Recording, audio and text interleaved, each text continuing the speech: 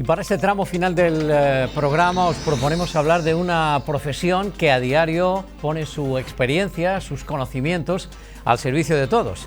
Una ingeniería que ofrece soluciones para mejorar la accesibilidad de las personas. Como reza su lema, abriendo caminos, tendiendo puentes. Son los ingenieros e ingenieras de caminos, canales y puertos.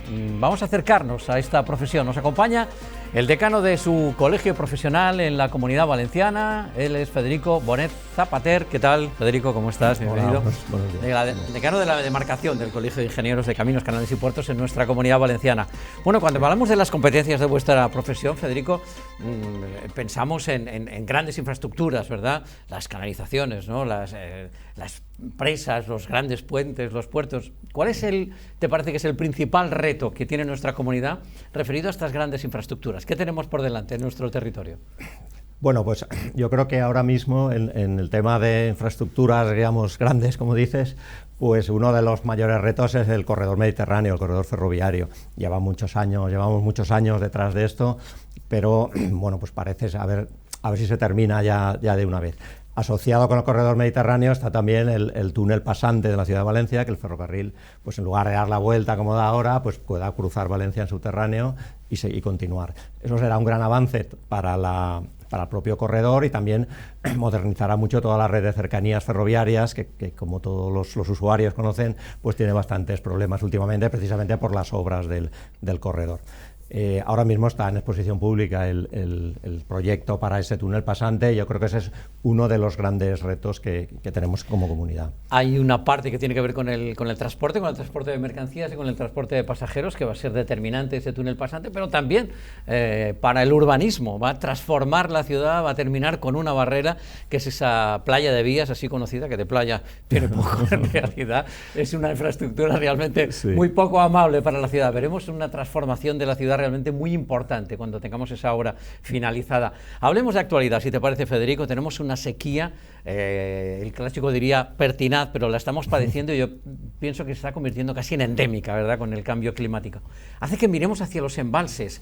¿Qué tendríamos que mejorar en los embalses valencianos, a tu criterio? Bueno, a ver, la sequía ocurre periódicamente, o sea que no es algo de ahora de novedoso. Hay periodos de sequía de 3 o 4 años, a lo mejor nos dan una tregua de otros 7 o 8 años y eso, si lo miramos en la historia, pues ha sido siempre así. Nuestra zona es un poco así, tiene lluvias un poco irregulares. Probablemente con el cambio climático, los modelos de predicción que hay son modelos y son predicciones, pero apuntan a que a lo mejor esos periodos de sequía sean más intensos y también los periodos de lluvias sean más intensos.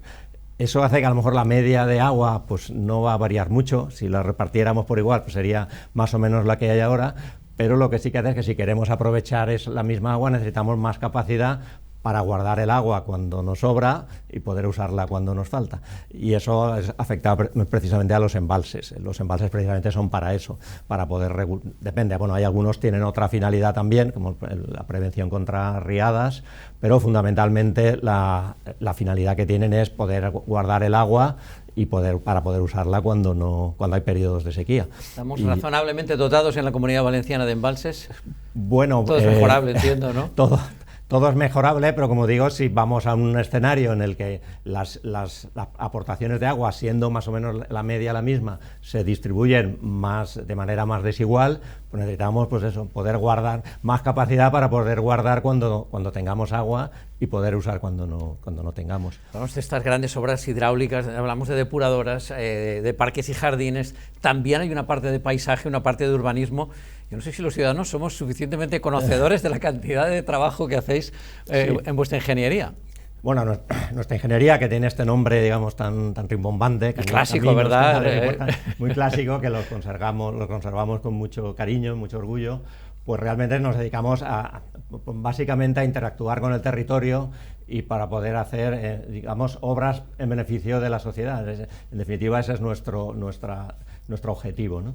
Y eso se ha hecho desde siempre, desde que el hombre existe, pues primero vivía en cuevas, tenía frío, se construyó viviendas, tuvo que trasladarse de un sitio a otro, tuvo que mejorar sus recursos para los alimentos, tuvo que hacer regadíos, llevar el agua, todas esas infraestructuras se han venido haciendo. Nuestra profesión empezó en a principios en 1800 más o menos, llevamos más de 200 años con este nombre, digamos, pero ya digo que de siempre ha existido esta actividad, ¿no?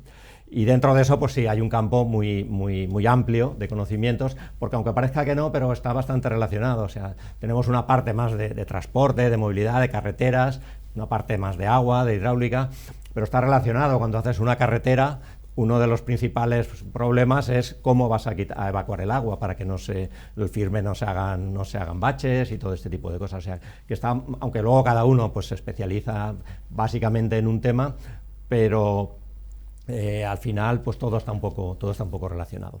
Uno de los temas que también tenemos es el urbanismo. Ha habido grandes figuras del urbanismo, como el de Alfonso Cerdá, que era ingeniero de caminos, y pues tenemos también capacidad para proyectar y para hacer planes de urbanismo, y todo lo relacionado con el urbanismo es una característica de nuestra profesión. Ahora que nuestras ciudades están también de alguna manera en revisión, ¿verdad? Porque estamos ganando espacio para la convivencia, espacio para la peatonalización. Tenemos un reto pendiente en las áreas urbanas, ¿verdad, Federico?, con el tema de la movilidad. ¿Qué está pendiente de resolver a tu criterio, digamos, en Valencia, en cuanto a estos nuevos hábitos de movilidad? Una ciudad que ha vivido los cambios de movilidad, especialmente por las decisiones del concejal Giuseppe Grecci, en fin, con cierta polémica o cierta contestación, ¿no? Sí, hombre, a ver, yo lo que he hecho en falta en todo este cambio es una dirección a la que, un objetivo, algo común. Solo veo un objetivo claro en todas las actuaciones, y es que el vehículo privado molesta y hay que quitarlo. Pero no sea cambio, porque al final el vehículo privado, dentro del vehículo va una persona, muchas veces se contrapone los vehículos, la gente. Al final dentro de un coche va una persona que tiene unas necesidades de movilidad y utiliza ese medio, porque muchas veces no hay una alternativa clara. Si tienes que llevar una persona mayor, tienes que llevar un paquete o algo, pues tampoco no puedes ir en bicicleta a hacerte a lo mejor 15 kilómetros en un tiempo razonable. O sea que habría que valorar todos estos aspectos. No está muy claro. Está muy bien lo de dar espacio al peatón, de crear espacios lúdicos, que se pueda ir en bicicleta, pero yo creo que he hecho en falta un poco un plan un poco común. O sea, se han hecho actuaciones que, bueno, puntuales, que al final pues lo único que hacen es perjudicar una parte de la movilidad al final, porque al final, como digo, la gente tiene necesidad de moverse, y muchas veces no es por capricho, ¿no? También es cierto que hay personas que cogen el coche hasta para ir al estanco debajo, ¿no? Y a lo mejor muchos viajes se podrían evitar, pero hay algunos que no se pueden evitar. Y cuando cortas un recorrido radical, pues lo cortas para todos, para unos y para otros. Y en este sentido, Federico, los que vivimos en el área metropolitana de Valencia también, en fin, reivindicamos pues que haya un plan también de movilidad contando con las localidades limítrofes y los que nos desplazamos a Valencia, y cómo están también los medios de transporte público. Altamente mejorable esta cuestión. Hablemos de puertos. Qué complejas son estas infraestructuras, qué fascinantes también, por otro lado, están bajo vuestra competencia. A nadie se le escapa, ¿verdad?, el debate que hay con la ampliación del puerto de Valencia. ¿Estáis a favor de esta ampliación? Al final, no, aquí no es ni buenos ni malos, ni blanco ni negro, ¿no? No. Pero es una ampliación necesaria. ¿En qué términos? ¿De qué manera puede afectar? ¿Cuál es su impacto, digamos, medioambiental, ecológico? A ver, yo creo que es una ampliación necesaria. Es necesario terminarla, porque en realidad lo que es la ampliación, el dique, que es lo que más afección podía tener a la costa y demás, lleva 10 o 12 años ya construido. Ahora simplemente es en la zona interior crear un muelle para poder traspasar las mercancías. O sea que en realidad la parte que más podía afectar ya está hecha. Yo creo que el puerto de Valencia lo necesita, esa ampliación. O sea, y en el tema de los puertos, al final no es crecer por crecer, es que si pierdes la posición de liderazgo que ahora mismo tiene el puerto dentro del Mediterráneo, pues al final los consignatarios se irán a otros puertos y se perderá. Entonces, no es que no tendremos ese plus, sino que perderemos lo que tenemos. Y yo creo que es necesaria esa obra, que, como digo, además, simplemente es terminar lo que ya está hecho, ¿no? Antes hablábamos del soterramiento de vías del Parque Central, de cómo va a afectar al transporte ferroviario vinculado con el corredor mediterráneo, pero hay otros retos como la ampliación de la autovía de Barcelona. Tenemos puntos negros y auténticos embudos, como es la autovía de Ademuz. En ese sentido, tenemos que revisar y ampliar, o tal vez la mirada tendría que ir más a implementar un transporte público más eficiente. Hombre, probablemente son las dos cosas, pero el transporte público, el tema de cercanías, como hemos comentado antes, yo creo que ahora mismo pasa una situación y ha perdido mucho tráfico en los estudios estos que hay ahora en exposición pública para la obra esta del túnel pasante, se ve claramente, se ha perdido mucha cantidad de viajeros en las cercanías, pero precisamente porque no dan el servicio que es. Si se soluciona este tema de las cercanías, pues probablemente pueda recuperar. Como tú comentas, la gente que vive en los pueblos de alrededor, que es mucha gente y trabaja en Valencia, o al revés, ese movimiento diario lo tienes que hacer. Y no es fácil hacerlo siempre. Si tú vas de un sitio fijo a otro sitio fijo siempre, puedes coger un medio público, pero si te tienes que mover a otros que a lo mejor no sabes muy bien, pues mucha gente reacia por eso, porque no tienes la misma versatilidad. Para irte a un polígono industrial a trabajar, que todos los días vas allí, pues ahí es perfectamente posible que haya un medio público que te lleve sin ningún problema. Desde luego, un autónomo, ¿no?, que requiere del vehículo para moverse y que tiene diversos clientes y tiene una hoja de ruta diferente, lógicamente el transporte público le complica mucho las cosas. Hablemos del ejercicio de la profesión, si te parece, Federico. Requiere, como me decías antes de arrancar la entrevista, estar colegiado. ¿Cuáles son las labores fundamentales del colegio, más allá de punto de encuentro y de visado?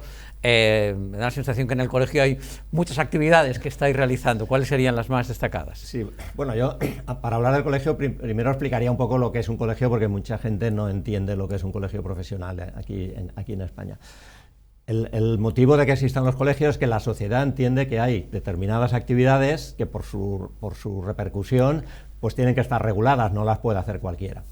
Entonces, esa regulación la podría hacer directamente el Estado o a través del gobierno, pues en los ministerios, que hubiera allí alguien que se encargara de eso. Lo que se decidió, y así está recogido en la Constitución española, es que son los colegios profesionales los que se regulan a sí mismos. Los profesionales nos agrupamos en el colegio y tenemos la misión de hacer esa regulación.